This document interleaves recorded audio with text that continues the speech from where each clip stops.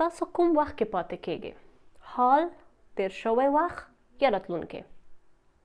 کامنټ کې راته ولیکئ چې پام مو ډیر کوم وخت دپاره ده.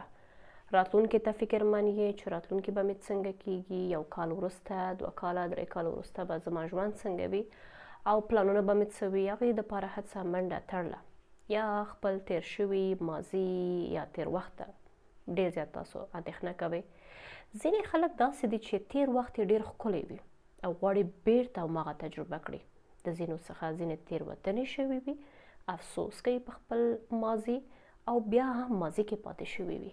ټوله ورځ افسوس، اندېښنه، پریشاني، هیڅ راتلونکي دپاره یا حال دپاره هڅه نه کوي او ماضي کې پاتې کیږي. په دې ماضي او راتلونکي کې موږ څخه یو څه پاتې کیږي چې هغه حال ده. اوس تاسې اوس څه کوئ؟ خپل نن دپاره څه کوئ؟ نن مو څومره خپل ژوند څخه خوند اخیستی یې؟ نن څومره تاسو تجربه کړی یې ژوند؟